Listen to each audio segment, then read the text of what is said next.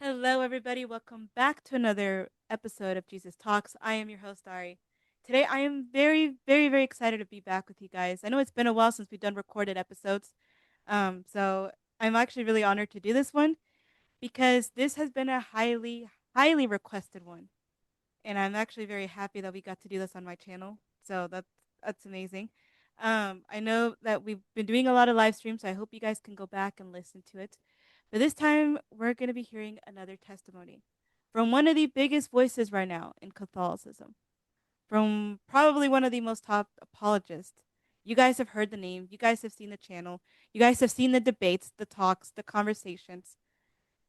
You guys have seen him probably even at conferences when he's traveling. The books, you guys have read them. A lot of you guys have. Today, we have a very special treat. Today, we have William from Patristic Pillars, who will be sharing his testimony today. This isn't going to be theology talk. This isn't going to be a debate. This is going to be unveiling who is William? Who is the man behind the cameras? What happens when the cameras are off? What kind of background did he grow up in? Was he always Catholic? Did he always love Mama Mary? We're about to find that out today. But first, let's welcome my dear friend, William. William, thank you so much for being here with us today. Hey, Ari, I'm thrilled and I'm pumped to be here with you. Very happy to talk about my testimony. I've never done it of this magnitude. I mean, I've talked about it on the air, but maybe in passing, but never a whole show on it. So I'm pretty excited to be here with you. Absolutely. And so, for you guys who do not know, William did not grow up Catholic. And we're about to unveil that today.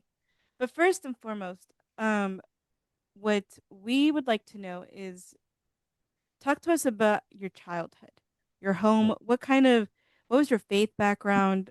And how did that affect, I guess, how did that grow into you coming into Catholicism? So I know you grew up in a Protestant background, so maybe you can clarify what kind of Protestant were you? What were your beliefs back then? Very difficult to describe any kind of solid formation in my young years, the younger years, because I don't really remember a whole lot. Other than the fact that I did grow up in a devout Christian family home, there was no doubt about that. But in terms of really remembering any kind of formation or anything, not really. Interestingly enough, I did learn my prayers. Now, of course, the Our Father and other biblical particular psalms that I learned when I was younger. But any theological information or anything beyond very, very, very bare basics, I never really played a role in my life. I can't really say that my faith, which was that of the Calvinistic background, it never really latched onto my person until high school, really. I guess when I finally realized, I finally started looking around and seeing how people were worshiping, how people went to church, and hearing what people believed. And I began really engaging in the faith that I was brought up in. And I became very devout to the point where it wasn't a matter of just being a nominal Christian. I was a devout Protestant. So the idea that some people may think, oh, well, William was never even a practicing Christian. No, I definitely was before my conversion. I definitely was. And so maybe for those who are not familiar, can you explain to us what are some of the Calvinist views that you had? So let's start first off because we know you love her now. What was your view on Mama Mary back then, and how do they view her? Well, typically modern day Calvinists view Mary in a very different light than ancient Calvinists. That's an important thing that we've got to distinguish. Ancient Calvinism had a very great respect for Mother Mary. But modern day Calvinism very clearly doesn't. So again, we're not going to get into a theological dialogue unless you want me to go into that. But modern day Calvinism, the views about Mary are very simple. She was a sinner saved by grace, very important woman because of Jesus, but a sinner nonetheless, like all of us, saved by grace, like all of us, had other children, like any other natural kind of marriage. And after the incarnation, after our Lord was born, it was pretty much just any kind of regular person among the community. Was she important? Sure, she was important for her role in bringing Jesus about. But outside of that, you're not going to uh, call upon her intercession or think of her in any kind of special kind of manner. Now, that would be for modern day Calvinism. Do modern day Calvinists refer to her as Mother of God? They do, even though Calvin had a hesitancy to do that. There is that hesitancy no matter what, even today within Calvinist circles. So modern day Mary in Calvinism and in my eyes was that you don't give her any kind of great honor or any kind of great respect. Mother of God, yeah, with hesitancy we affirm it, but we prefer to say Mother of Jesus Christ, who is was the God man.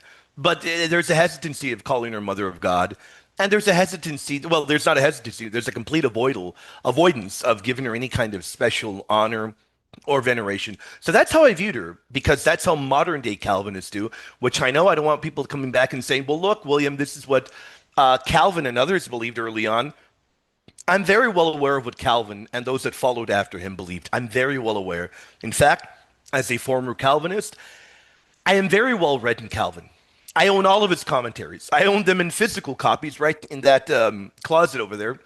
Not what you see back here, that's virtual. But in my closet over there, I own all of them. And I own all of them digitally as well. So I've read Calvin. I'm not the kind of person that merely had was Calvinist by name.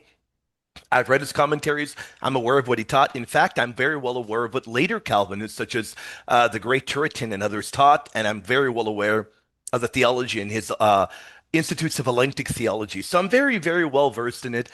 But the modern day Calvinism and views on Mary are very different.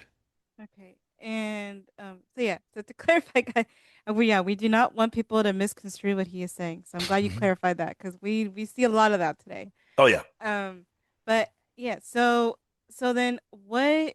I guess my thing is, what happened that made you want to look into the apostolic faith? Because I know you mentioned to me as well that not on air, but you mentioned to me off air that you even discern Eastern orthodoxy at one point. Sure did. So walk us through this journey of like what was it that happened? What was it that happened that made you think, you know what, maybe there's something more to this, more than with the faith that I grew up with. Well, I can tell you like it was yesterday, even though it was over 20 years ago. And I can even tell you the day that it was on. It was on a Wednesday.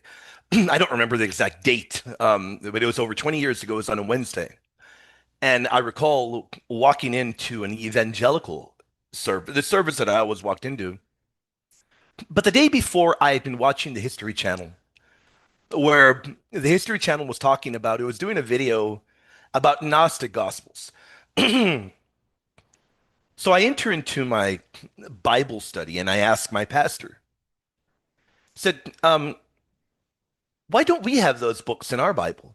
And by the way, for clarification, I was not talking about the deuterocanonical books that we have that Protestants don't have. I was talking about the Gnostic ones that nobody has.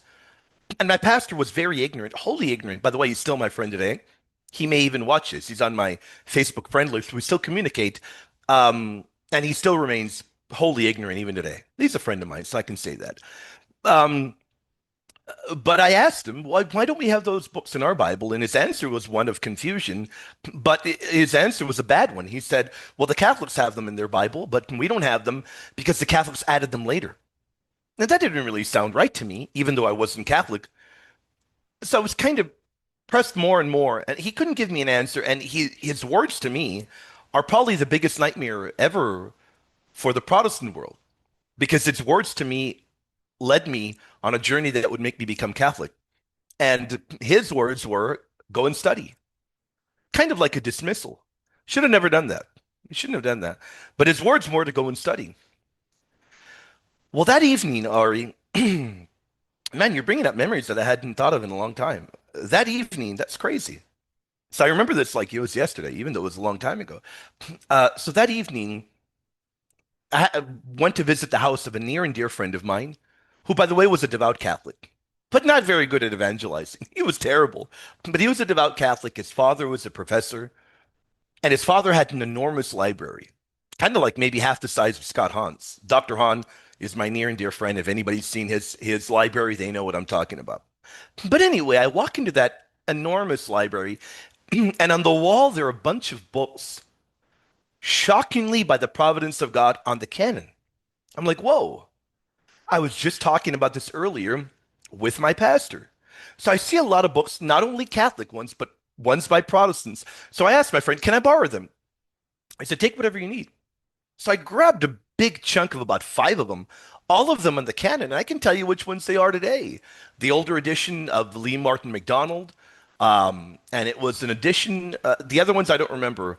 It was one that I couldn't read, Gigi, which, by the way, we've now translated that to English. And then the other one was where we got the Bible, the Catholic Church's debt, or the something, the debt to the Catholic Church. It was written by a cardinal by his name of Cardinal Graham. Little tiny booklet.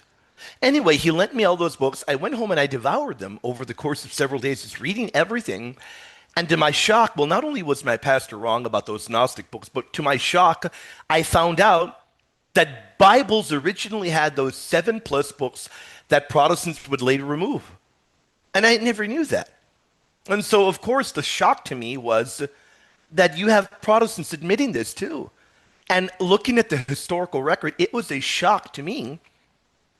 And I went back and my pastor had no answer. There was no pastor around that had any answer. And that really did concern me. I began digging more and more, and I said, well, my goodness, it's one of two things. The Catholic Church got this wrong.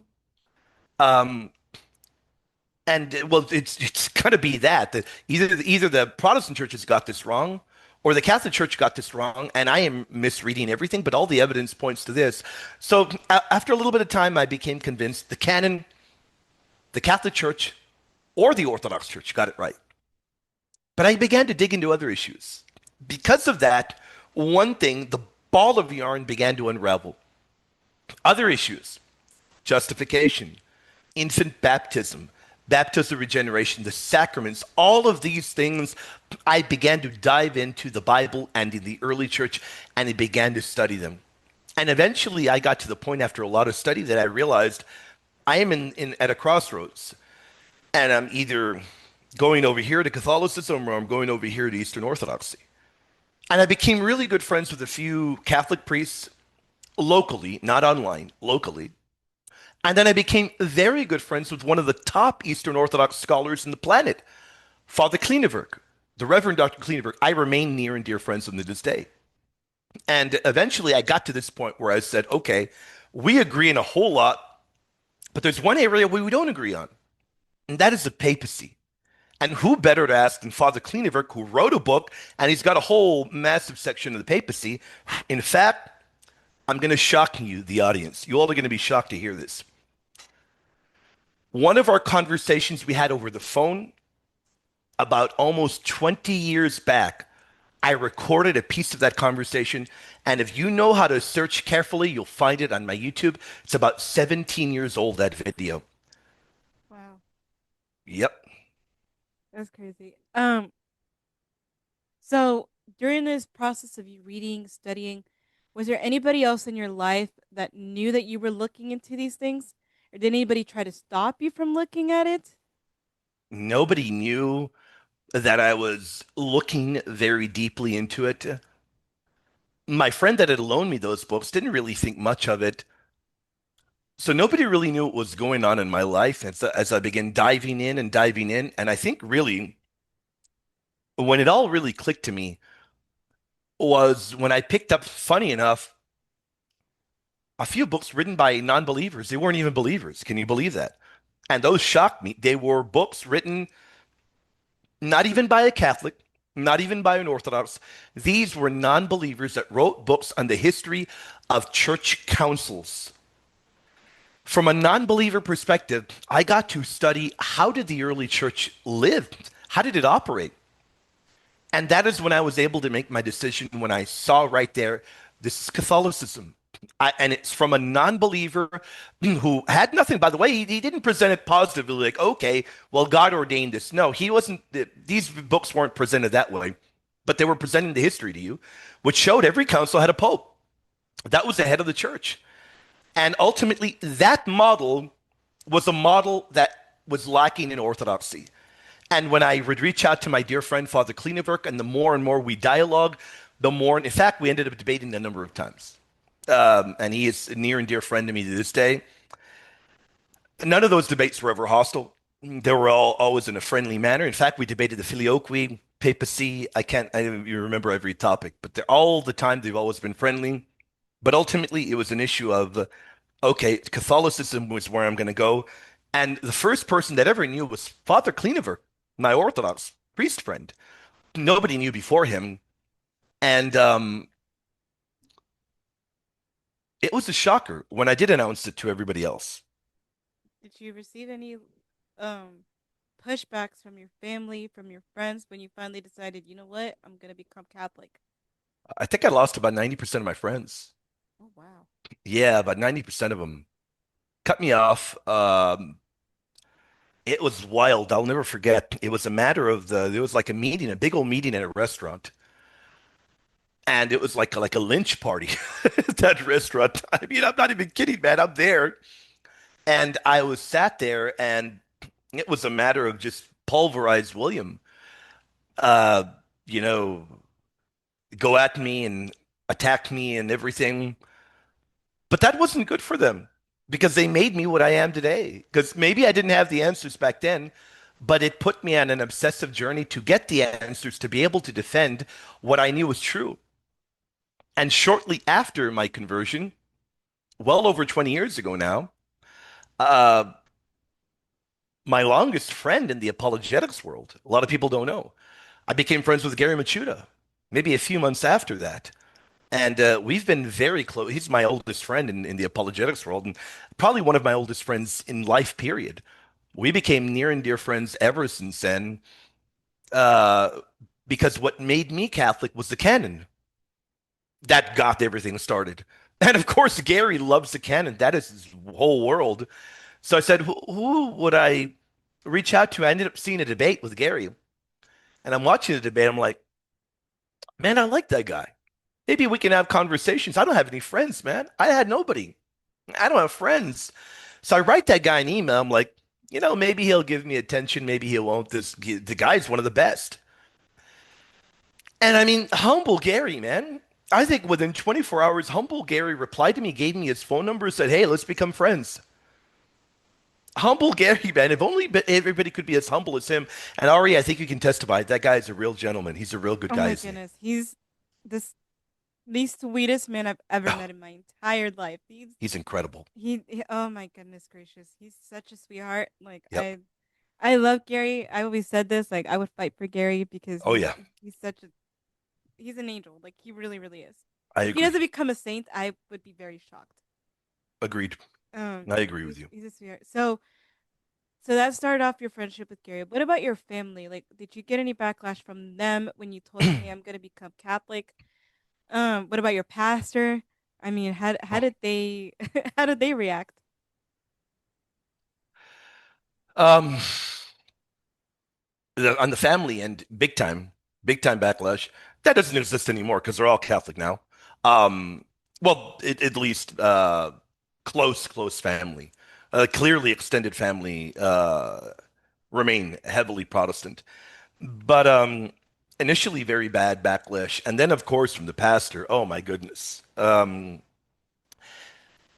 terrible backlash. It was nasty backlash. It was a kind of backlash that made me want to study and learn more and more. His attacks on the faith they were nasty.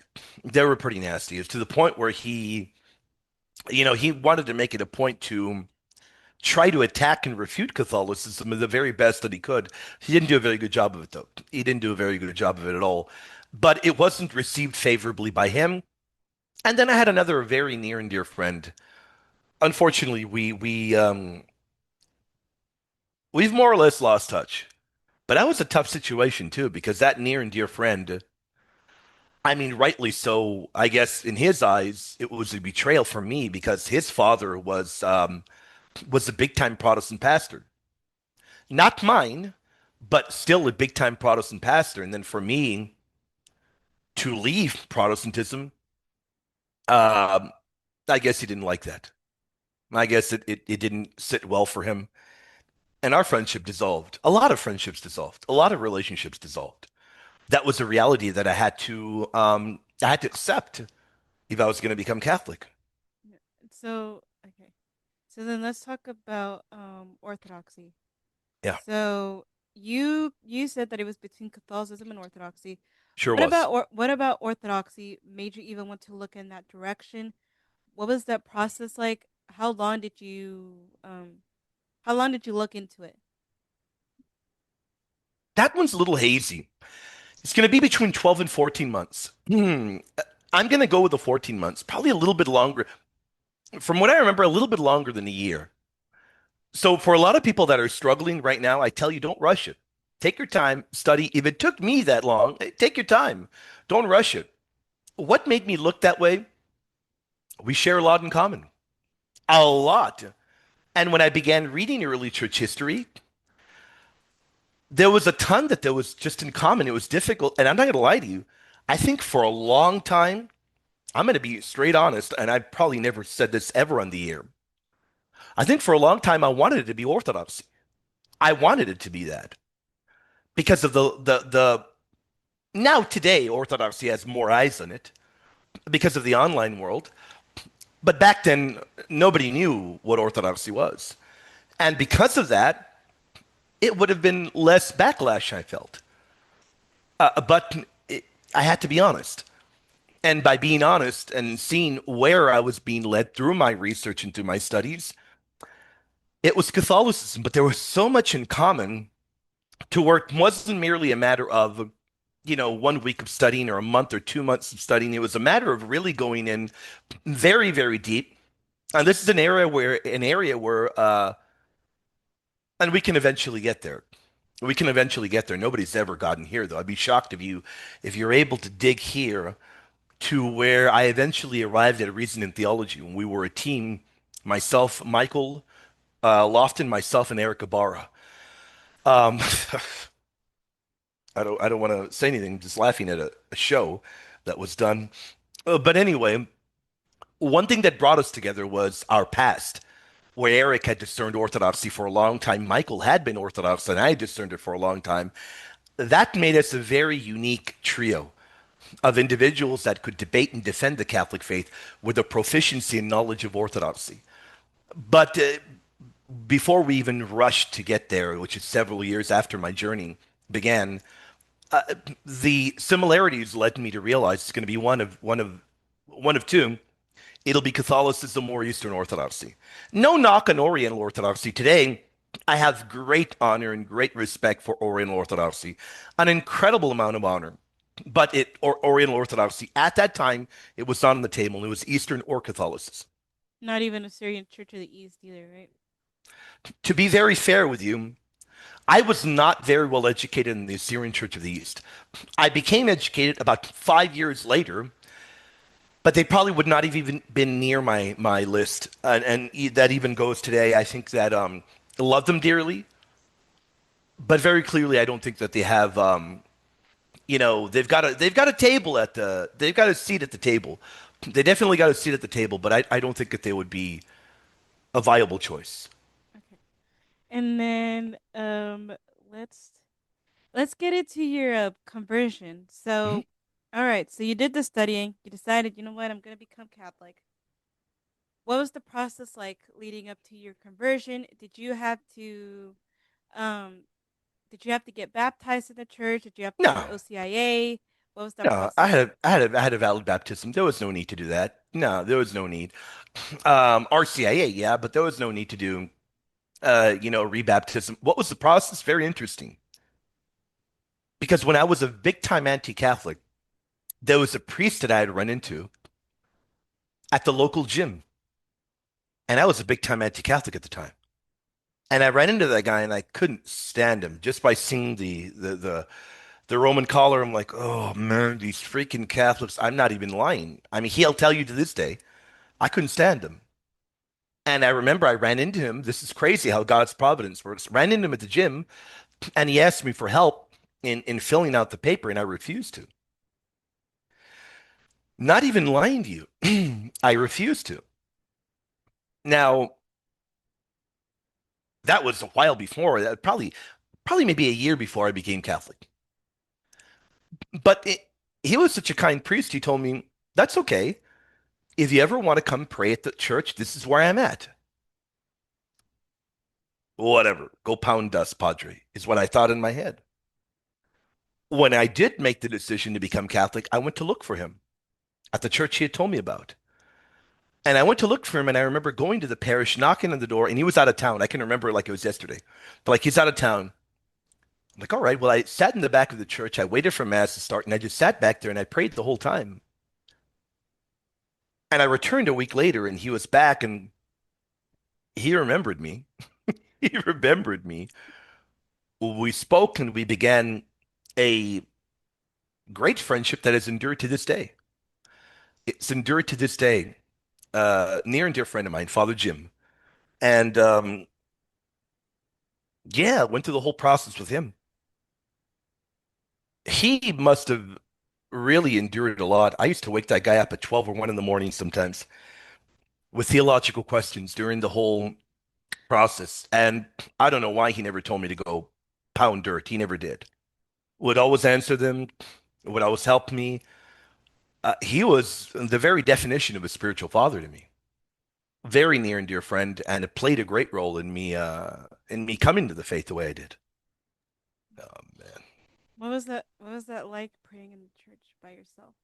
Oh When man. mass went on, what was that like for you? Did you think, man, this is paganism? Did you think this feels weird to me? This feels off, or did it? It was definitely weird at first, but I knew it was going to happen because I studied it.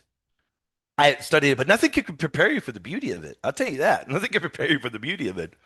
I knew it was going to happen because I'd already studied it, but it was great. It was phenomenal. It was incredible. I loved it. And I wanted to be a part of that experience from going forward. And I made sure that I went through the whole process. And I did do so. I met up with him again a week later. We struck a great friendship. And that friendship has endured to this day. But it was, it was a rocky road there, because of course I discerned orthodoxy for a while, and it wasn't just a matter of merely saying, okay, well, I'm going to consider Eastern Orthodoxy. It was a matter of being close to it, communicating with their top scholars, being very well versed in their theology, traveling to churches of theirs a few hours away, and being very well immersed. Look, I was so immersed in Orthodox theology that I could quote big chunks of Bishop Callistus Ware's work, Meyendorff. I knew Orthodox theology very, very well. And to this day, I know it very well. In fact, as you know very well, Ari, I know Eastern Orthodoxy much better than some of their own apologists know it because I didn't stop studying there. I continued, even to this day. I mean, here's the funny thing people don't realize. I'll tell you, because you're bringing out a lot of stuff a lot of people don't know. I have a subscription to a newspaper, not a newspaper, what do you call it? Newsletter, magazine, I guess, of Eastern Orthodox theology. Everything going on in the Eastern Orthodox world, theology going on in their different rites and what have you. It arrives to my mail every month. I receive it monthly. So, with that in mind, I am very well aware of their theology. I know what their councils taught. I know what their great saints taught. I know what their great theologians taught. I know the faith very well. And even though I chose Catholicism, I harbor no ill sentiment towards them. I harbor no ill sentiment towards the Oriental Orthodox or the Assyrian Church of the East. In fact, I pray for unity one day. And the fact that we're so close to one another, I mean, we should be treating each other like brothers and sisters instead of being at each other's throats. And I can tell you this, during the discernment process, this is what made it even harder. Today, today in the online world, without naming names, there are a lot of toxic people on every side. Oriental Orthodox, Eastern Orthodox, Catholic, all over the place. Back then, that wasn't there. That toxicity wasn't there. So what turning up the internet scene, oh, that person or that person, it was there. So I very well see, but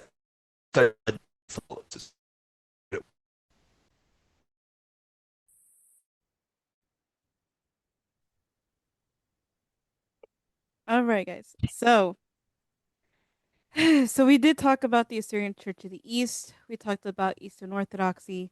Now, um, let's get into the heart of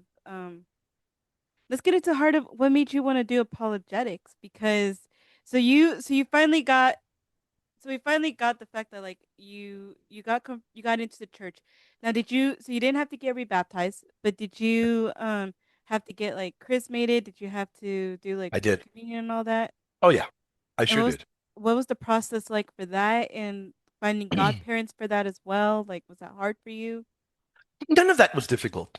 None of that was difficult. In fact, that to me, that part is a complete blur because that part went so fast. That part was so simple. It was everything leading up to it that was really difficult. Everything leading up to it was the most difficult part. Now, what got me into apologetics, very simple. Got tired of getting my behind handed to me by my pastor and other people that were Protestant. They didn't like the fact that I became Catholic. And I had no clue how to defend my faith. I had no idea. And because I kept over and over getting pounded in dialogues and not knowing how to defend my faith, I can tell you what I was asked. Well, how can the Eucharist really be the body and blood of Jesus? How on earth is the Pope infallible? The Pope is the sinner. And yes, arguments like that. Yes, oh, how on earth is this and the Pope about Mary and images? And my goodness, how do I answer all of these? It was difficult. And I was truly in love with my faith. And I didn't know how to deal with these difficulties. They were difficulties hammering and pounding down on me that were really concerning for me. And because I didn't know how to deal with them, well, I began reading apologetic material. What was the first I ever read? Well, nobody's going to ever believe it. Nobody will ever believe because it really isn't the one thing that you're going to hear about and think about. When it comes to apologetics, not a lot of people think of the great St. Alphonsus de Liguori. I began reading his material, loved it, loved his theology against Protestants. But that led me into reading many more books, diving into a lot of material, and generally falling in love with the apologetic scene. And then, well, to be honest, it's kind of crazy how my first debate ever occurred. Kind of crazy how all of that ever occurred. But if you want, we can talk about how I got pretty much thrown into the apologetic scene. It was just wild. But we can talk about that if you want to go that route. Yeah, let's go ahead. But first and foremost, who is your patron saint? Because I know at one point we have to choose it for confirmation. Yeah, St. Augustine. Saint Augustine. Yeah. What attracted you to him? The canon. There you go. The canon. He was the prime mover of the North African Code, and the canon really attracted me to him. That is why a lot of people will notice every now and then when I use the icon to my ministry, it is an icon of St. Augustine. I was heavily drawn towards him. He is venerated in Eastern Orthodoxy and in Catholicism, a titan of a figure. That really, he was just big for me, massive. Did Calvinist William did he have a problem with the intercession of saints? I had a problem with the intercession of heavenly saints. I thought it was necromancy, and I thought it was a violation of the Lord's commands. And I had no issue with earthly, but heavenly, I had an enormous problem with that. I didn't believe it was possible. I believed it was trying to conjure up the dead and trying to communicate with the dead. So Calvinist William had an enormous problem with it. In fact, I have revealed on the air, but I've never gotten into detail.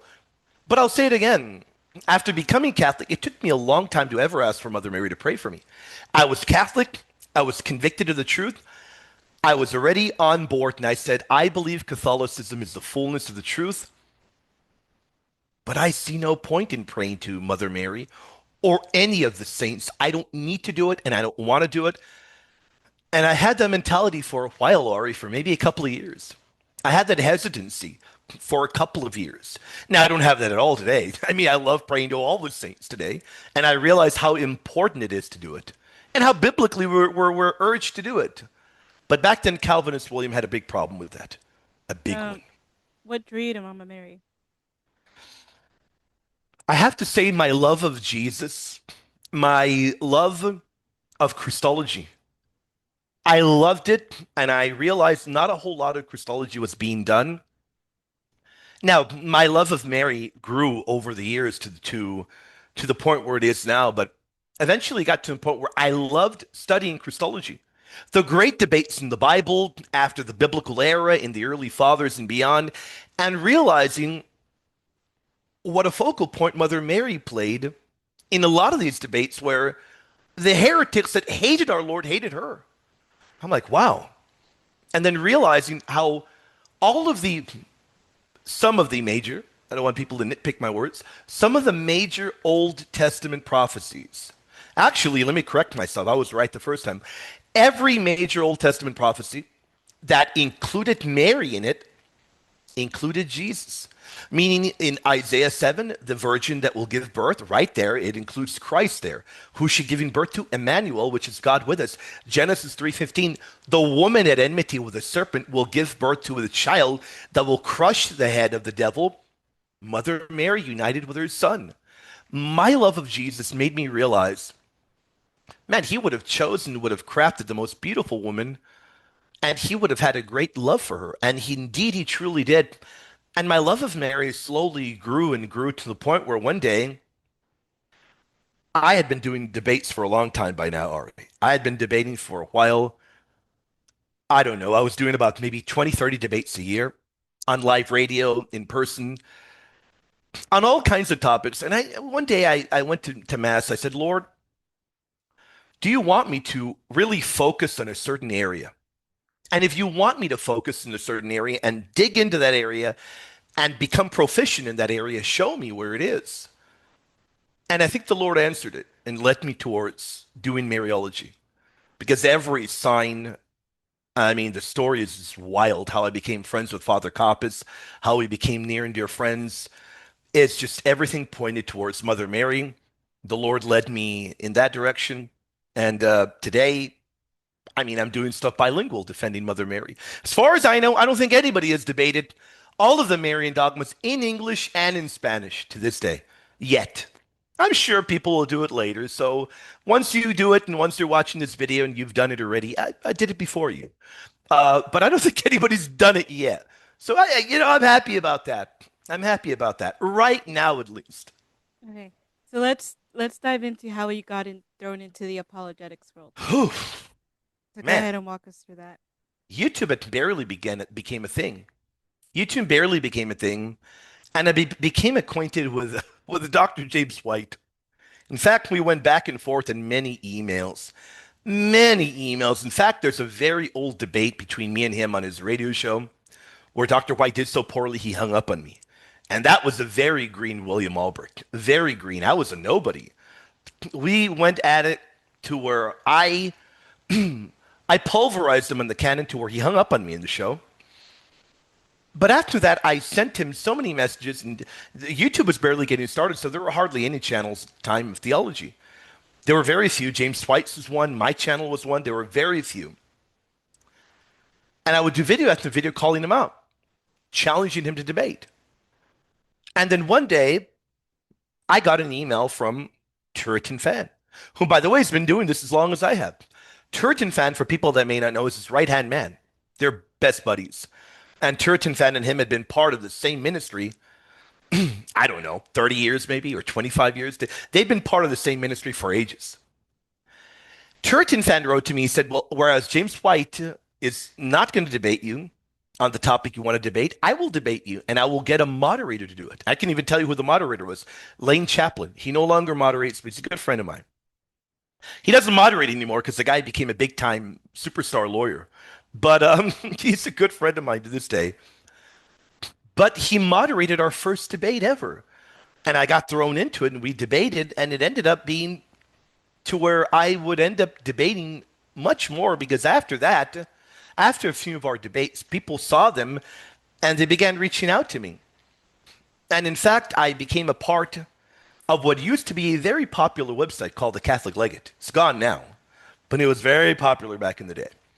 Very popular. And one day, the owner of the Catholic Legate got given an offer to debate on the radio. My friend John, who was the owner of the Catholic Legate.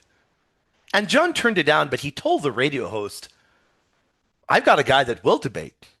I don't debate, but my guy, William, who does write for our company, he'll debate. So he put me in touch with that radio host. By the way, he was a Protestant. That radio host is Gus. He's a dear friend to this day. Put me in touch with that radio host, and we spoke. And the guy told me, "Are you willing to debate? I'm going to give you debates defending the Trinity, defending Christ as God, all kinds of debates." I told him I'll do it, and we forged a friendship that went on, a friendship and a relationship of me debating on live radio that went on for many years. And over those years, because of those radio debates, that made me who I am today. Because this guy Gus, I'll tell you what this guy Gus would do, Ari. I agreed to one debate with him, and then all of a sudden he would sign me up for every debate under the moon. He'd call me up and say, "Hey, you're debating a Jehovah's Witness in a month." Okay. "Hey, you're debating a guy that doesn't believe in hell in a month." "Hey, you're debating a guy who doesn't believe Jesus was real in a month." "Hey, I'm like, whoa, wait a minute, hold on, hold on. And he would make me hit the books and study like a maniac. And he would give me debate after debate, and he would tell me, "Look at how many people are coming to the Lord." And we forged a friendship that went on for many years in the radio of me debating for him. And it went on for a long time. We became near and dear friends. I met his family, met him in person. We're great friends even to this day. But that is what threw me into the arena. Eventually, of course, he would retire for personal reasons we can't discuss. But hey, he's back, and God willing, he'll be back up and running again. But that is what pretty much got me into the field. That was way before YouTube video debates were ever a thing. In fact, YouTube video debates did not become a thing until COVID, when people were forced to do video debates from their home. But that kind of got me started in the whole thing. And so, like, but how did you even get into YouTube? Like, did you just decide, hey, I'm just gonna share the faith, and that's it, or? That's it. I had a camera, and the camera could record video. You'd pull out that chip, and then you'd put it in the computer, and you'd upload it. It would take Ari, an age back then, an age. But I began doing videos calling out James White because I thought that he was causing a lot of confusion. So I began doing videos calling him out. That is how I started. I got my start doing that. And then, really, really, my YouTube channel is ancient, but I didn't begin doing material on my own channel until a few years ago. My channel was dormant for many years. I did videos ages back, and then I didn't touch my channel for maybe a decade because I was debating and doing material on all these other channels. I barely made my channel active a few years ago. It was kind of just sitting there from old videos that I had uploaded, but I would debate in all these other channels. I would debate in live radio, and then, of course, eventually joining Reason and Theology and what have you. But yeah, that was pretty much how I got my start in all of it. And what made you want to call it patristic pillars? Where did that name come from? I was at the gym one day.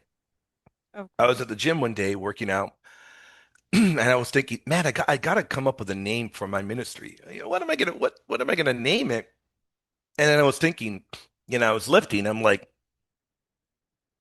I do heavy emphasis in the early fathers, and I was thinking, I want to focus on these pillars. And I said, I want to focus on these patristic pillars. And so I can even tell you, I picked up my phone and I called my mom because my mom is smarter than me. Like, "Mom, can you help me out? What would be a good name? This is what I want to focus on. I want to focus on these patristic pillars." She's like, "Ah, but you got the name right there." I'm like, "Yeah, I guess I do have the name right there." And she's like, "Well, yeah, so you don't need me for anything." Boom, she hung up on me. And I remember that to this day. And I'm like, "Well, that's a pretty good name. I'll go with that." And that name kind of stuck. And to this day, I've used it. And so let's get into reasoning and theology, because I know you mentioned Oh that you work man. on that channel. So Yeah. how did that come about? When did this come about? You working with Eric Ibarra and Michael Lofton, and then I guess maybe Like, was this when you were still doing your own channel, or was this like before you even started your channel? I think we might have lost. Oh, you're back. You're back. There you go. You're back there.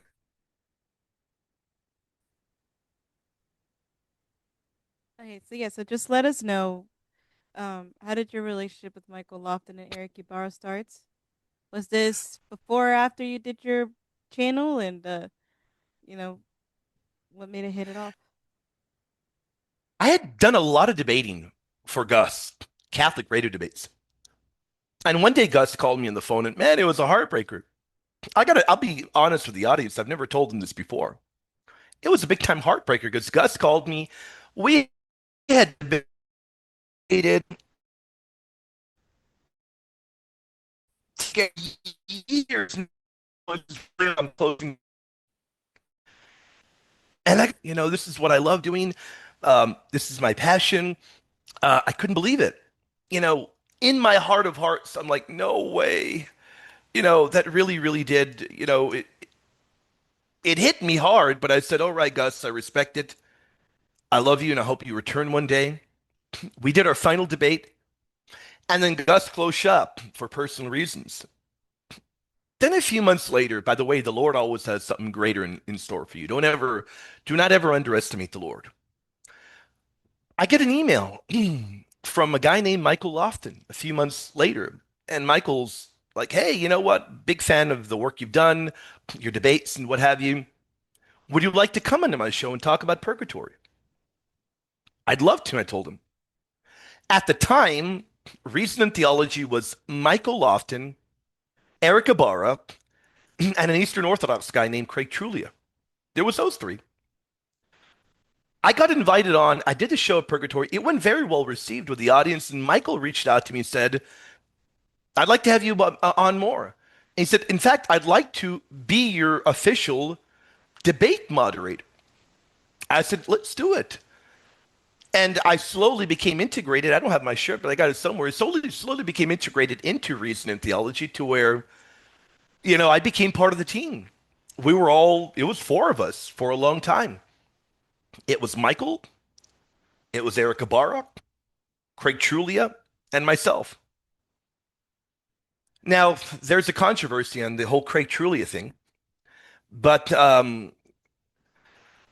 eventually Craig Trulia would leave. Let's just be honest. Eventually, Michael Lofton kicked him out. I'm just being honest. I'm not going to play nice right now. He kicked him out. And why did he kick him out? I'll be honest about that too. I had a debate against a deacon. He was a deacon at the time. He's a priest now. Deacon Joseph Swayton. Where Joseph Swayton was one of the nastiest people I've ever spoken to in my life. The debate was on the Immaculate Conception. And the things he said about our Mother Mary were horrible. They were terrible. And his behavior leading up to the debate was horrible. It was atrocious behavior. I probably still have the messages saved.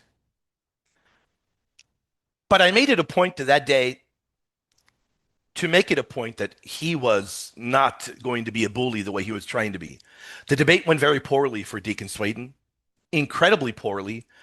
And that, of course, led to a lot of friction in the group, and Craig Trulia got kicked out by Michael Lofton. And it was myself, Eric Ibarra, and Michael for quite a while. Many debates in that channel, many of them. I think I may have had, I don't know, 20 or 30 debates against Muslims, Dr. Shabir Ali. We had some of the very top, Dr. Dan Barker, Dr. Loftus, you name it. But the one thing that was very unique about Michael, myself, and Eric was that we all had a very deep background in knowing Eastern Orthodoxy. We were the only three on the web that had that background. Later on, Elijah Yassi would become part of our team. Many people don't know that. Later on, Elijah would become part of it, to the point where the icon of Reason and Theology, the actual image, was made by Elijah. A lot of people don't know. The actual Reason and Theology icon, it comes from Elijah. He is the one that crafted that. People don't realize all the work Elijah did behind the scenes, but the reason we had such great cohesion as brothers was because we had a deep background in that particular theological world. And whereas a lot of other apologists were not doing work in that field, we were doing a lot of work in that field. And another member of the team So we were kind of like five people. The other member of the team, even though he was, he wasn't on as much as us because of his time zone difference, was Father Ramsey. So it was pretty much five people. It was myself, Eric Ibarra, Michael Lofton, Elijah Yassi, and Father Ramsey. We were a team of five. Now that team eventually would unfortunately dissolve. Unfortunately, it didn't last as long as we wanted it to. But we did a lot of good work together, a ton of shows, and I think that we helped a lot of people make their decision to become Catholic when they really were having trouble between Eastern Orthodoxy or Oriental. Because what we did there in that channel, by the way, an honorary member of the team was also Subdeacon Daniel. He would show up every now and then. What we did there is we offered a platform to people of all different faith backgrounds, but in particular, we had a heavy emphasis on debating and dialoguing with members of the apostolic churches. That is what our main focus was for a very long time. And I guess a serious question. Yeah. Do you now that you're um now that it's just Michael on there, do you regret being part of that channel despite however it may have ended, which you don't have to get into detail about, but like do you regret your time on there? Do you regret the friendships on there, or do you feel like that was a step that you needed for your journey? I will never regret it. And I will always love Michael as a brother. I still love Michael as a brother to this day. I will never regret that. It got to a point where very clearly it was a step towards my journey. It was a very important step, and it was a friendship and a partnership that I think was very important.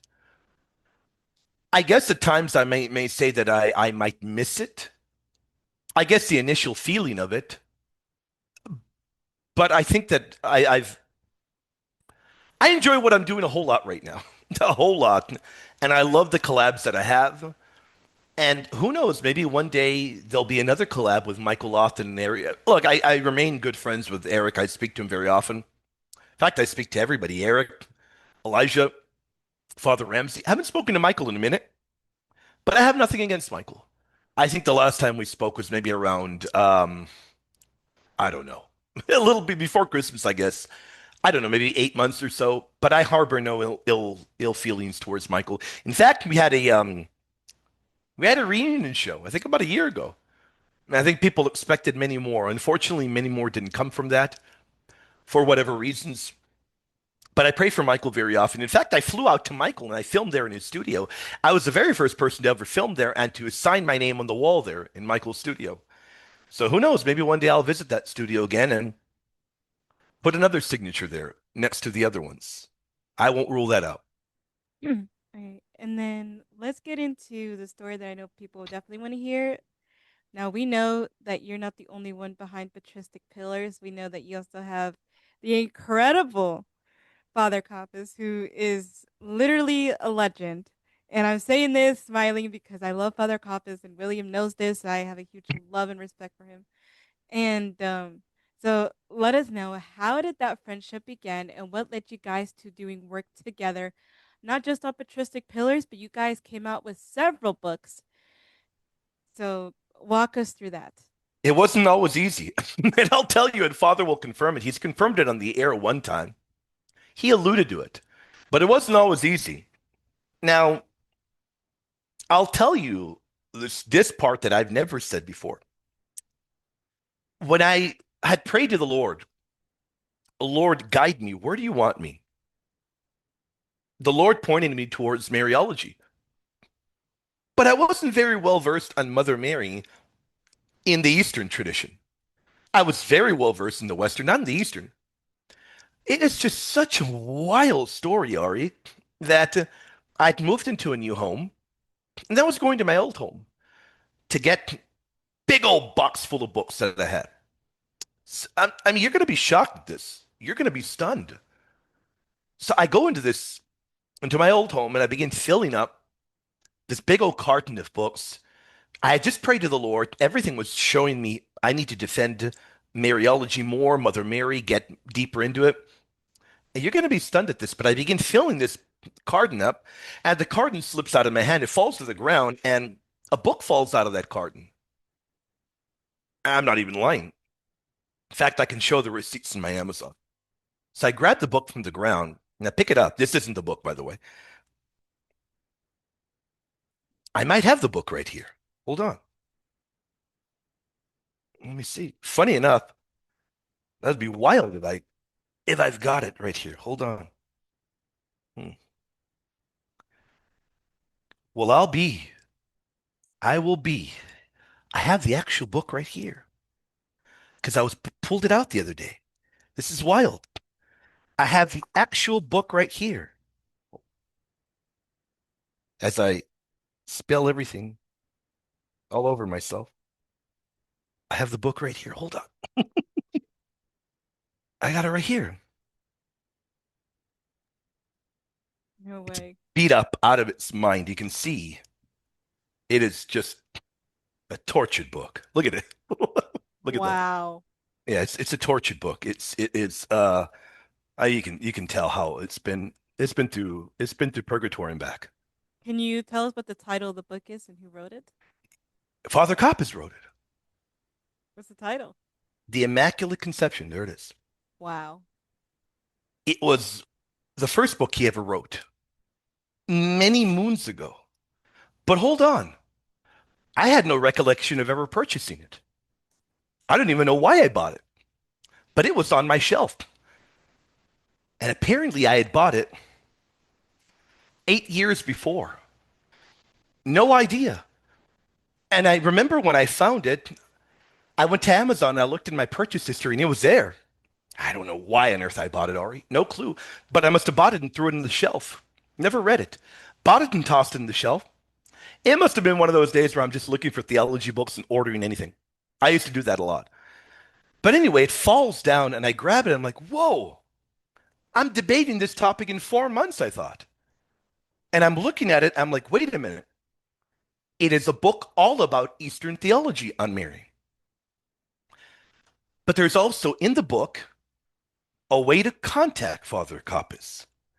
Okay, so I'm going to bother the heck out of this guy. Father Coppes is a very serious scholar, doesn't like being bothered. I bothered the heck out of him, begging for his number to talk, to go over his book. Eventually, he gave me his number. He said, we'll talk. I call him on the phone. We talk, and he says, okay, how serious are you? And our first conversation didn't go so well. So, well, what do you mean, how serious am I? He's like, well, you want to talk about Mother Mary in the Eastern tradition. What do you know? I'm like, well, that's why I'm calling you, I told him. That was not a good answer. That very clearly meant that I was a lazy person that wasn't reading, doing my research. He told me, try again. I'll talk to you in a week. Within that week, I read his book probably 3 times over. Probably 3 times. And when we spoke again, I knew his book better than him. But then I'll tell you one other thing that he respected more than anything else is I corrected some stuff in his book and I added some material to sharpen the book. And he was actually impressed. And then when I told him, give me a chance to talk to you and show you what I've got, we developed a friendship where we began talking often to the point where it began a conversation every other day, to the point where I shared articles with him that I'd written, debates that I had done, and everything. And we became very close friends. And I said, I think the one thing that we need to do is put a book together with all of this updated information. Now, I wasn't going to say, you got to redo your book. I would never say that. All right. We got to put a book together with updated information. All right. That's all I'm saying right now. And we did do that. And we've continued doing that and continued working together. But we developed a very good friendship from then on. But it was a friendship that I showed him was one where I am very serious in doing theology work. And I'm very serious in pouring in a lot of my time into doing theology work because this is what I love doing. And we forged a great friendship to where we talk pretty much every day or every other day because we're always working on stuff together. We've got a lot of projects down the pipeline. I feel like if you would have told him to correct his book, I feel like you would put your head in a headlock. Let's be honest. Guys don't realize how tough that guy is. Yeah, He's amazing though. His work is oof. I mean, tremendous, tremendous, tremendous work. tremendous. I was very, very intimidated by his resume because I remember when EWTN had us on. By the way, they flew me out. They wanted to fly him out, but he couldn't fly out at the time. But I remember when they had us on, they wanted EWTN they are very strict. They wanted our resumes to see, okay, well, what have you guys done? And I've got this little tiny paper. Yeah, I've got one paper of resume, and Father's like, here, send him my resume. It's a freaking short little novel, man. Give me a break, man. Page after page after page of accomplishments and of PhDs. I'm like, are you kidding me, man? Let me tell you something the audience might not know. The guy has a literal PhD, summa cum laude, from the top university in Greece, at the top level of Greek, meaning he's proficient in biblical and patristic Greek. From the top university in Greece, he's got a PhD. Get out of town, man. Get out of town, man. Come on, man. Wow. Which, by the way, if you guys don't know, they offer Christology courses up on Patreon and Sure do. incredible. Only for Patreon members, which is Yeah. amazing. And he shows up. Father Yep. Coppus is always there. And that's why people show up. I know it. I'm no fool. I know why Yeah. that's why people show up. I know it. I I know. mean, it's Father Coppus, bro. I mean, Yeah, let's be yeah. really honest here. Like, Oh, yeah. Oh, yeah. we all love you, but like, it's Father Coppus. I know it, Sim. I know it. Um, so yeah, so you guys are, and I knew this already. Like, you guys were really, really close friends. Yeah. Um, do you like? I guess out of the books that you guys have written, Ah. um, has there been a favorite one and the least favorite one that you have? There's definitely a favorite one. Definitely a favorite one. My all-time favorite one will have to be, you probably won't even know this because I'm known as the Mary guy. I'm known as the Mariology guy. But, and this is not a good example, Ari, because I only have one kid, a little girl. But if I were to do like an analogy of favorite kids, the canon book would be my favorite one. And I think you know why. That was the topic that got the ball rolling, that made me Catholic. So I'd been pressing Father for the longest time. Over and over, I'd been pressing him and telling him, Father, this is an area where we got to put a book out. And Father kept telling me, there's no need. Gary has filled the gap. Gary is the man. I said, we agree, but Gary has never done work, and it is not even his interest to do work on the canon in Orthodoxy. That is not Gary's interest. It was Protestantism. Nobody had ever touched on the canon issue in Eastern or Oriental Orthodoxy. Nobody had ever done it, ever. And I told him if we did that book, there is no canon book out there in the world like it. And that is where our book is different. It is the only book in the canon in the world that deals with the issue of the canon in the Eastern Church as well. So that's like my favorite book. Least favorite, you know, I don't have a least favorite one. If anything, I'll reveal something to you that I guess it isn't a bad thing, but our papacy book was written, and I've always been bothered that we had to stop in the 600s because otherwise the book would have been overwhelmingly large. It isn't my least favorite in the sense that it's a bad book. I love it. In fact, without being any arrogant at all, if I'm going to recommend papacy books, I would recommend ours as the top biblical papacy book and Eric Ibarra's as the top papacy book in the world on the history of the papacy. Because Eric doesn't do much of the Bible at all. He deals with the history. And ours is Bible heavy. 90% of it Bible. Why do I have any? I don't have really regrets. I just wish we would have been able to go further in history. But Father made a good point. He said, if we go further in history, you want to put out a 700-page book? Good point. So, yeah, there'll probably be a volume 2 in the future. That'll be a lot of fun. Oh yeah. Um, I guess the next topic I really want to go into is let's talk about let's talk about family. Let's talk about fatherhood. Now, there's a lot of people who watch you who have kids of their own, who maybe they wonder, um, how do we raise our kids in the faith? Let's say maybe there's a Protestant who converted to Catholicism, and they're like, how do I get my kids out of that mind of the Protestant mindset, and how do we raise the kids, in Catholicism? What are some advice that you would give as a dad? Yeah. There's nothing that can ever prepare you for that other than becoming a parent. Now, living the faith out, that's really it. It isn't a matter of me grabbing my daughter and shaking her and tell her, you better believe this. I mean, my daughter will pulverize me. So it's a matter of living it out, of walking in the faith and giving a lived example of it. That really is the main example that you do. And that is a better example than any debate.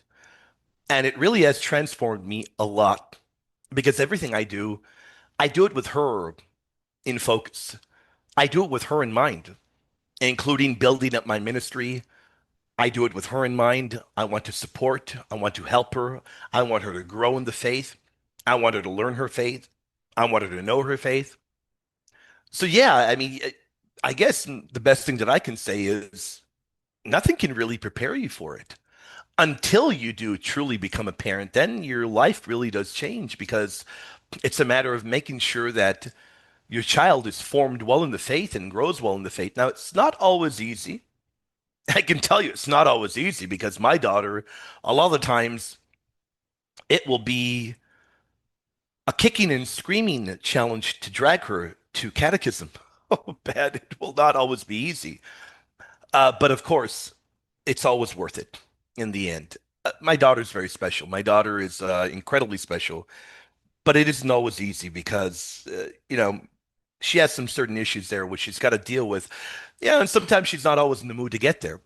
But no matter what, the one thing that it's made me do as well, it's made me pray more, contemplate more, and it's made me do something that I never had before. Develop a ton of patience, a ton, to where sometimes people are shocked at the level of patience I have. And that carries over in debates and dialogue with people because I got a lot of patience. I can have somebody cursing me out or insulting me, and I'm not going to lose my patience. I won't even be shaken. It's helped me develop a lot of patience. Now, it's also helped the rest of my hair fall out that I had. It's helped that as well. It's sped that up as well, but it's been worth it. Do you find it do you find it hard to balance sometimes what you're doing here, like within your ministry, and balancing your family life? Because a lot of people don't know this. Like you have your own family, you have your daughter, you have your wife, etc. Like you provide for them, you care for them. So, and obviously because of the amount of work that you throw yourself into, and I'm not saying this lightly, guys, because keep in mind, like a lot of you guys may not know this, but like I know William personally, and I know he has a very hectic and busy schedule, and he doesn't just do anything that's online. He does it also in person as well. I know you help out a lot in a lot of parishes, teaching courses, all that stuff. So, do you find it hard sometimes to manage both of them? Yeah, at times it can be difficult. I have developed a very good schedule to where the majority of the time it's okay, it's fine.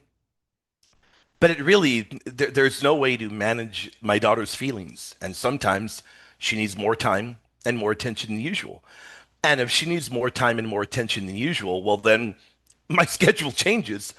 And then sometimes if she needs more time and more attention than usual, I'm going to give it to her.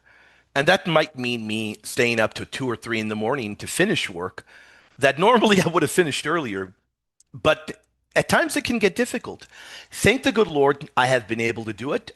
You know, I can get tired though. And then sometimes I'll need to take a day to rest and recuperate. But yeah, it can definitely be tired, especially when you're doing this full time and you're devoting your time and your energy. And I think above all, not just time and energy, but a particular standard as well. Because there's particular times where I'll record a video, like a few days ago. Many people don't even know, but a few days ago I recorded a whole video on Luther, a whole video. I wanted to return to Luther, and by the way, you inspired me. I wanted to return to Luther and the issue of purgatory. So I recorded a whole video of an hour and 25 minutes, and I trashed it all. I trashed it because I got upset with myself because I got upset that I used old slides. And I said, you know what? If I'm going to be re-recording this, I need to make newer ones. I need to make sharper ones. And I need to change my position to where it's clearer, it's better. So an hour and 25-minute video, by the way, people don't know. Sometimes an hour and 25-minute video isn't me just sitting down for an hour and 25 minutes. It's about me sitting down for sometimes 3 hours because I'll get up, get coffee, get a drink, take a break, um, get a snack. But it's also a matter of I hold myself to such a standard that I don't want any misinformation out there. To where if I put out a video that people will watch, I don't want people to get incorrect information or for there to be an incorrect quote there or for there to be something that can lead them down, an incorrect path. So I hold myself to a very high standard because I want my work out there to be consumed and people to learn and for them to be filled with the love of the faith. So at times it can get difficult, but with the grace of the Lord, we persevere. Are there times are there times where even as somebody who's doing this constantly, you're out here, you're pouring into all this work, um talking about our Lord, talking about the Holy Family, defending them. Um are there times where you feel like maybe you're not doing enough, and or sometimes where you're just like, you know what, like this is really hard? Or do you question like, man, like am I doing enough? Not necessarily you're doing a bad job, but I mean, do you have that fear? Because I know a lot of people who do this, and they do feel like that sometimes. That maybe they're not doing enough, or maybe they need to keep going and keep going, or sometimes they don't even find the strength to do that. It can sometimes lead them to like them struggling a little bit with like just their emotions and mental health and all that. And then what do you do in those moments that maybe you feel like you're not doing enough to lift yourself back up? A lot, a lot. I will feel sometimes that if I not working on material or not reading or not studying, that I'm wasting my time. So it's a feeling where I need to work on that. I do need to work on that, but it's a feeling where at times it can get obsessive, working without end. And I'm working my very, very best trying to manage that because for mental health and not only mental health, but physical health as well, there needs to be a good and healthy balance as well to where I rest as well. But that can get difficult. What do? I pray a lot. And I find that prayer really does help me, but I pray a lot. And there are always going to be those things, those thoughts in the back of your mind where you're going to think, man, am I doing enough? What if I haven't done this in depth enough and these people won't be helped? Or, that's always in the back of your mind. For me, it's always in the back of my mind. It becomes the desire to really, really want to help people out and sometimes not have enough time in the day to do as much as you'd want. But I think it's an issue that more and more the Lord is helping me deal with. And I think also you, because you've called me before, you've called me out and you've told me, hey, you need to take a little break as well. And I've done that more and more to where I am getting my head in the right space. But I know the more and more, at least myself, I don't know about other apologists, the more and more that I do this, the hungrier I get to help people out, to really lead them to the truth. So that can at times lead me to feel, even to the point where this is funny, but I guess funny for some people, but stressed if I'm not doing enough. I always feel like I'm not doing enough. Like I need to do more. I need to do more to help more people out. And I pray the Lord helps me out in that area. Okay. Um, the next, now we're gonna do a little transition here. Um, all right. So this is only for the people who know exactly what went on. So I'm not gonna be like going too in depth about it, but I do want to focus on the after effect of it. So obviously you recently we're in a lot of heat and controversy. Which if you know, you know. If you don't know, then it's probably best that you don't know. Um, so regarding that, so what did you feel the after of it? What did you feel like it taught you? This what all the controversy that went on. And I also would love for you to kind of explain what changes are you making to better yourself in your ministry to make sure that nothing like this ever happens again. A lot. It caused me to pray more, and then it made me realize that it's unavoidable having an enormous bullseye on your back in spiritual warfare. You're going to get attacked no matter what. And I've learned that my number one motto is I don't ever do drama. But the devil does do drama, and the devil's going to go after you no matter what. The more and more you're doing for the church, the more and more you're going to get targeted. I've learned that very clearly. But I also look at it as one of the greatest experiences of my life. I learned who were real people, who it had it not happened, some people that are incredible and phenomenal would never come back into my life. I learned to be meticulous, and oh my goodness, Father Coppett's words. I've learned to really, really, really be careful with who you trust. Be very careful. That is first and foremost. Be careful with who I trust. But the other thing that it also helped me do, as you know very well, there's a WhatsApp group that we run. We have a lot of great people in there where we help with theology questions. They have access to some of the best apologists and scholars in the world. Immediately, the thing that went through my mind was I wanted to add clergy to that group, priests, and which we've done already. We're adding more too, to have an oversight over the group so that what occurs anywhere that I'm at, there's always accountability. There's always accountability. That is first and foremost. And it helped me grow so much in my faith and to take a step back and realize you got to pray more. You've got to pray more, trust in Jesus more. And I've grown a lot from it, a ton from it. But these things happen. It happen. The more and more you do ministry, the more and more you're going to have a target on your back. And I've even told you that you brighten up people's lives. So you're going to have that bullseye on your back for a long time. You know, I'd be scared if we didn't have that bullseye. I'd be scared if we didn't. I'll tell you why. If we didn't have that bullseye or those struggles or those attacks from the devil, that wouldn't be a good sign. That would mean the devil doesn't care to break us. There are a lot of people out there. Oh, I never have any of these issues. Well, what kind of a life are you living? If the devil knows that you're already mired in a pit, well, why is the devil going to go for you? But if the devil sees that you are doing good for the church or that you have a heart directed towards Jesus, the devil wants to take you down. And I've learned to pray more. And I've learned to pray the rosary more as well. I love praying the rosary. What a wonderful spiritual weapon. I think that I think that's what a lot of people don't realize is like from what I've seen, I'm just like, man, he can use the enemy can use anything, anything Um, against us, even the smallest things, misconstrue it, whether it's yeah. a misconstruation or whatever. But I will say this, and I'm gonna add my little share of this too. I will say this: the ministry, I think, has gotten a lot better. I think we're slowly building it back up. Praise the But Lord. I also do think that there has been a lot of accountability. But you guys don't really get to see that much on camera. But Oh yeah. I am in daily contact with William, and he knows this. Like I will call him out when he needs to Oh be yeah. held accountable, I need that. I need that. and I will chop his head off if he doesn't because he knows. Like Yeah, you will. you know that I call you out, and you know that I hold you You got to responsible. chop my head up even if I don't, though. You'll find a That's reason to. that's true, and that's the kind of bond that we built because, as you guys know, there's a lot of people that had to leave. There's a lot of people that had to be removed.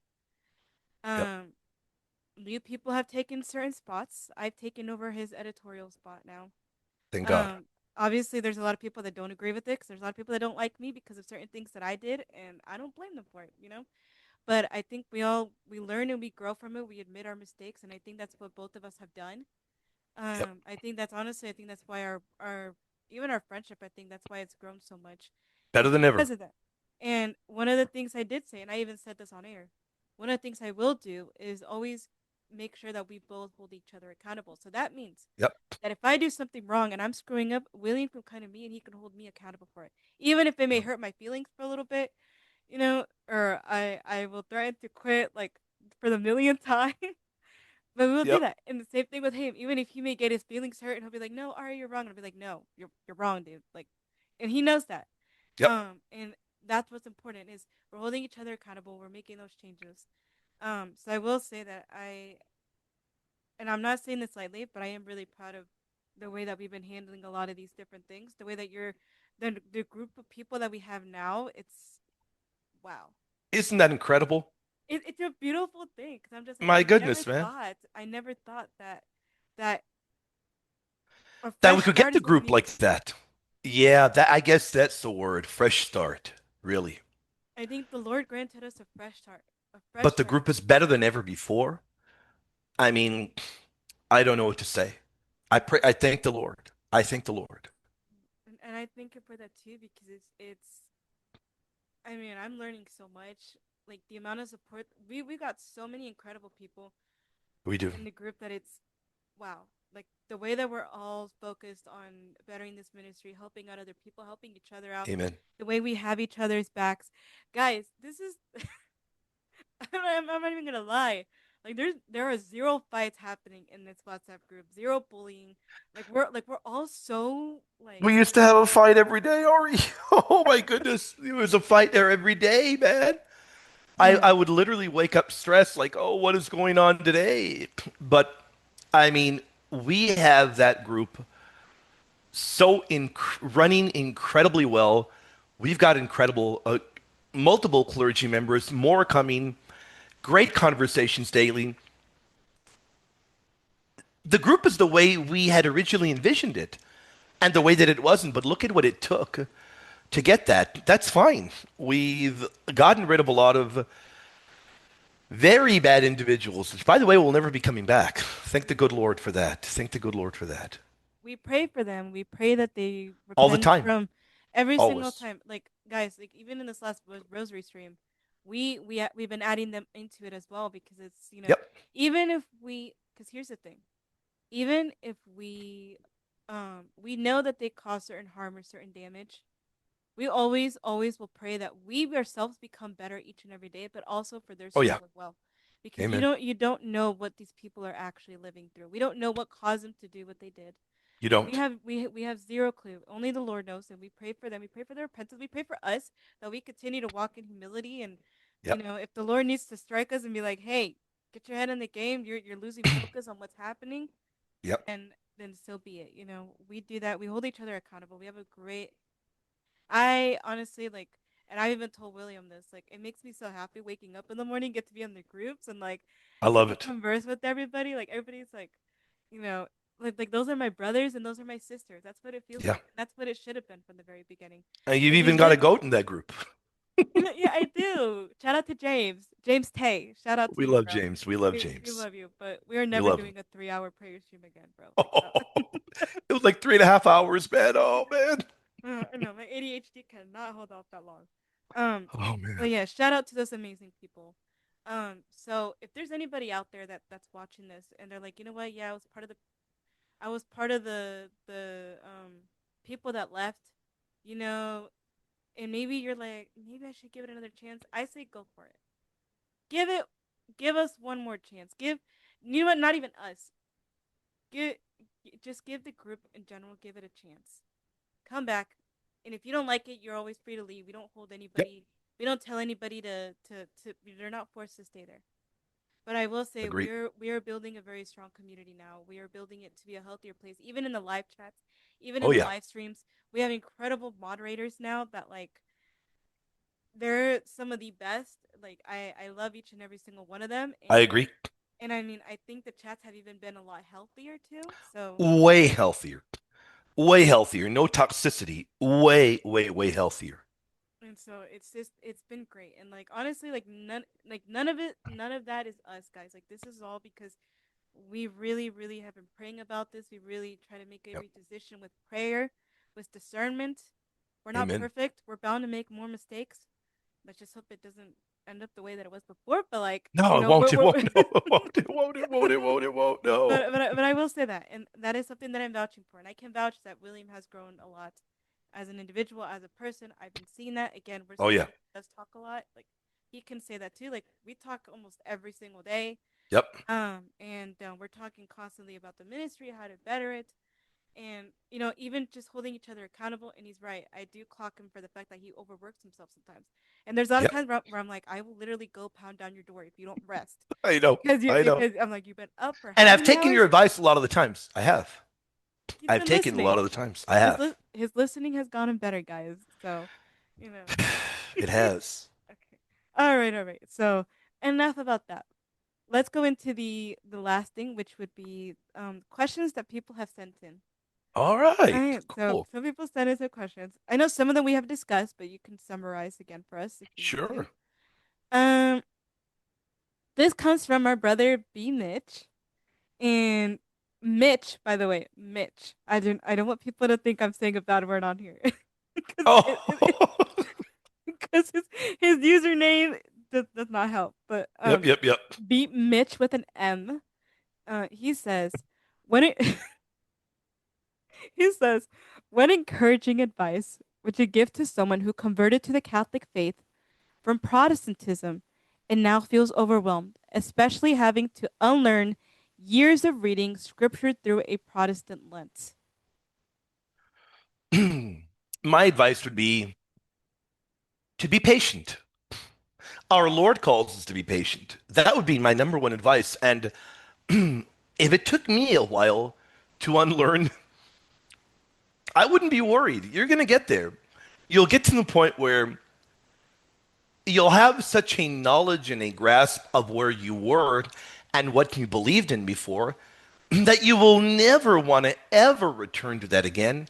And you will fully embrace where you are at now. But I would be very patient. Don't rush it. Otherwise, let me tell you what's going to happen. The more and more you try and rush it, the more frustrated you're going to become. Now, that is one thing that the Lord has granted me with. For what reason? The only thing I can think of is my daughter. My daughter's a very special case. And I'm guessing I was granted that patience to be able to deal with her. So, that patience, I would ask you, if you don't have it, to pray to the Lord for it. Ask the Lord for patience and be patient. And I guarantee you, you're going to get to that point where you're going to know the Catholic faith so well that you're going to say, I am so glad I'm Catholic and I never want to turn back, but I want to help others as well in this journey. And I promise you, being here with us, being part of our ministry, which, B. Mitch, you're awesome. You're great. Well, you will get there. I guarantee it. The next one is from a Clarence Storytelling. They they asked this: you converted from Protestantism. How did your family react? Did you face hard questions, awkward holidays, or tension after your conversion? I still do. Still do. Oh, yeah, every holiday, every one of them. They're all, well, I wouldn't say awkward. They're all filled with challenges, though. Not insurmountable ones, but I mean challenges to where people will continually challenge your faith. And that I don't predict will ever change. It isn't heated the way it was in the past. In the past, it was. Now today, it's not heated the way it was back then, to where it was really, really hostile. It isn't that way anymore. But I can tell you that most definitely there were a lot of challenges, especially from friends, which who really did not like my decision. And I'll give you an example. There are friends of mine.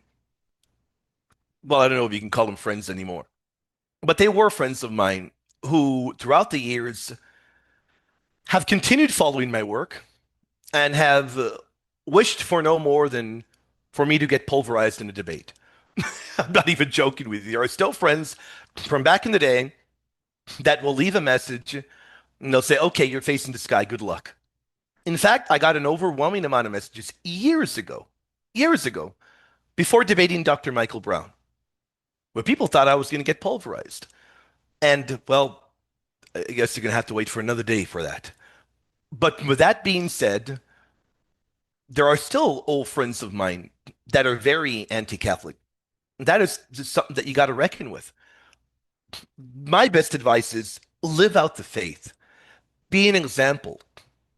And you can live out the faith with great passion and with great love, and all the while be an example to these people because you never know when their hearts are going to be softened and when they may come to the fullness. A few people from back then who I would have never imagined would have become Catholic, have become Catholic. Always be a living witness to the truth and be so in a charitable and in a loving manner. Okay. The next one is, can you explain your consecration to Mary? What does that mean to you personally, and how did you come to embrace it? And this comes from YouTube.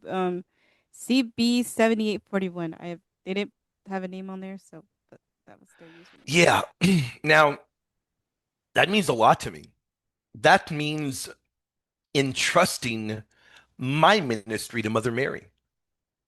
Now, what does that mean? Ultimately, it means trusting in Mother Mary for her intercession, for her maternal care, her maternal love. And that maternal love, if you entrust your ministry and yourself to Mother Mary, will take you directly to Jesus, to the loving heart of Jesus. And I have a great devotion, a great devotion to the Immaculate Heart of Mary and to the Sacred Heart of Jesus, great devotions to those. And entrusting yourself to Mother Mary will only lead you closer to Jesus. And that means a whole lot to me. That means always asking for Mother Mary's intercession and never being ashamed of doing it. And also asking for the intercession of the great Saint Joseph. Let's not forget him. Fantastic, great saint of the church. And I can tell you one thing, turning your heart over to the Mother of God will lead you closer to Jesus. I guarantee you that. The next one we have was is from again the username struggles with sin, and they were wondering, what was the turning point that made you realize Marian devotion, especially praying the Hail Mary, was not only okay but biblical? The turning point would have had to have been when I realized the church did it from the beginning. For me, realizing that from the earliest of times, the church was praying to Mary. That was an eye opener for me. That was huge when I realized that even before we get to the Council of Nicaea, well before any church council, the early church was already praying to Mary, calling her a refuge, calling upon her for intercession. That really was the turning point where I said, okay, the issue is with me. The issue is not with the Bible. The issue is not with the early church fathers. The issue is not with the early church mothers. The issue is with me. I am the one that can't get over this. And I know it really is true.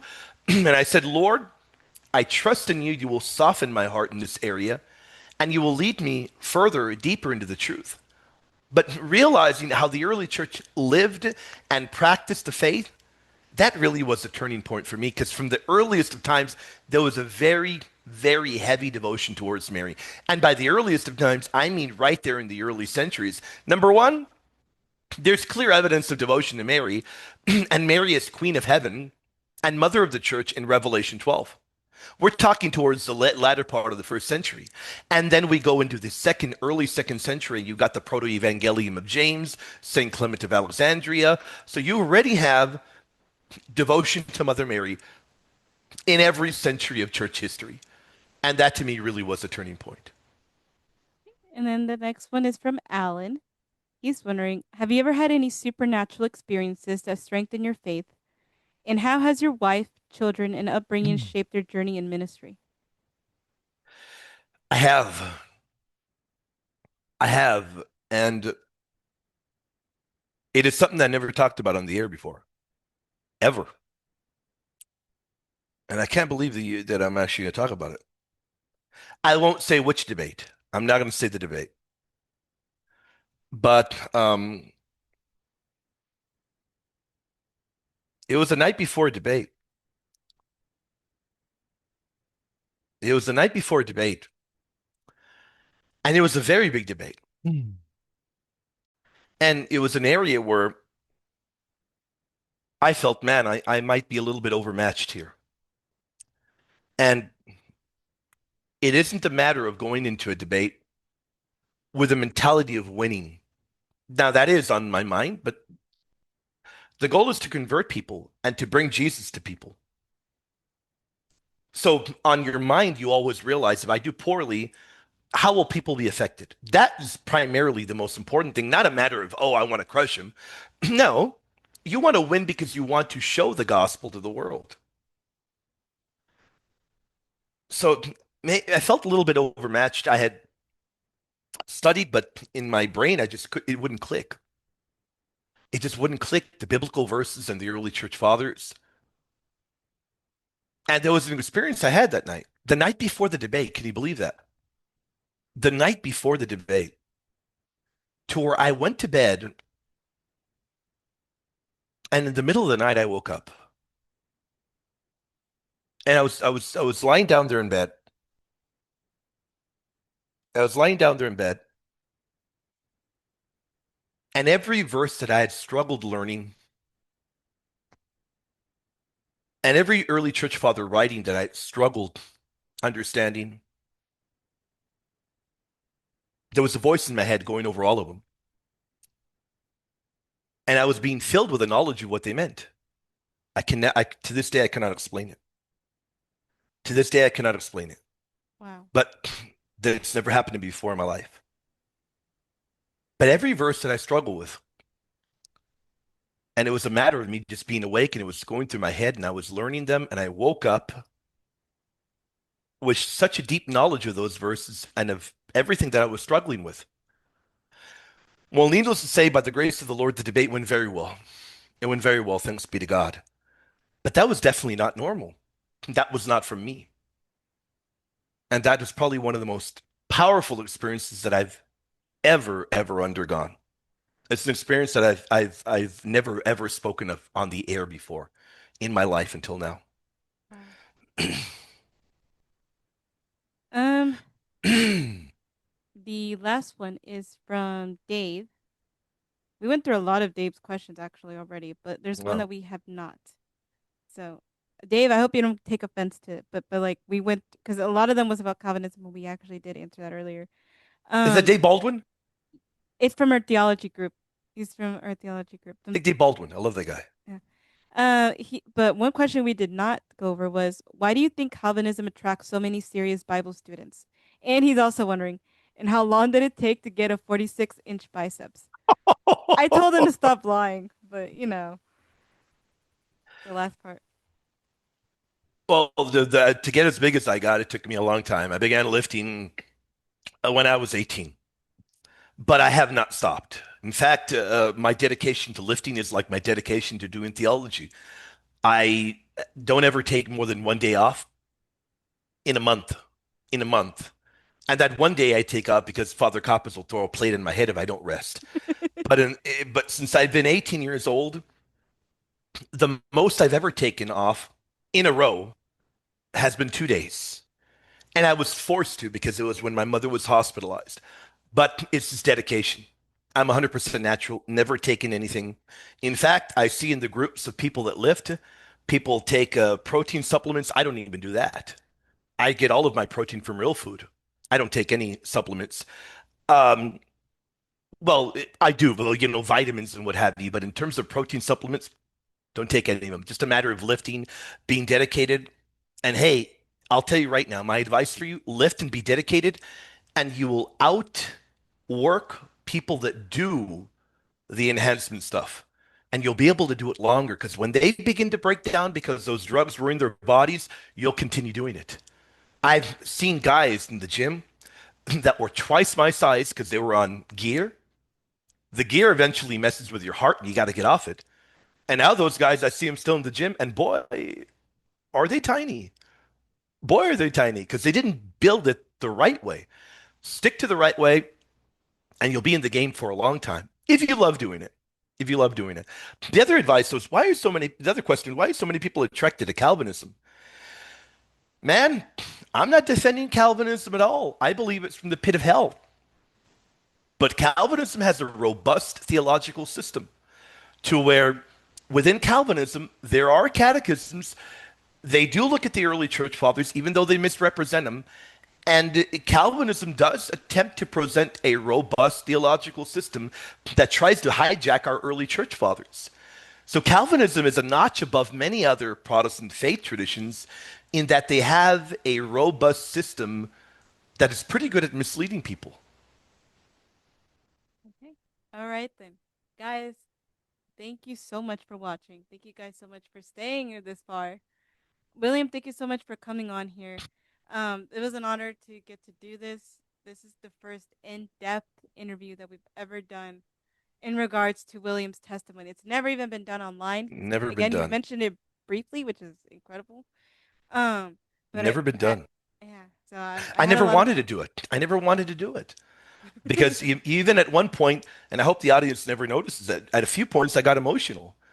It's never been done before to me. I've never done a show and ever on this topic, and I've never wanted to until you came along and you made me. Hey, I got excited at doing it, and I had a great time, Ari. And I got to thank you. Thank you for bringing me on. I had a great time. Yeah, thank you. Thank you so much for coming on here. Thank you so much for everybody watching. Please like and subscribe, and also please go and check out William's channel if you're on my channel. Please go and subscribe to him. Support his ministry if you can. Again, he Thank you. offers Patreon seminary courses that's never been done before. Like he goes very in depth. You won't ever find another Patreon like it. You won't find a channel much like it. If you ever have any questions about the faith, if you're somebody that's for my Protestant viewers um who maybe are struggling within the faith and you're like, you know what, maybe I have a little bit of curiosity about Catholicism, please come up, join please join his live streams. He's willing to converse with anybody. The only thing is Yep. please be respectful because you get your head chopped off in there if you're not respectful or kind. Not just by me, but like by our mods because we're very protective of the channel. Yep. Um, but definitely go ahead and check out his stuff. Please, yeah, please just show Joseph love and support. Let me know what you guys thought about this interview specifically. I and if you guys want to see William back on the channel and you guys want to see certain topics being done, please let me know and I will drag him back in here and I will put him through purgatory again to do this with me. and I will be I am willing to converse with anybody, so please go ahead, just let me know. Thank you guys so much for watching. Please go and show some love and support.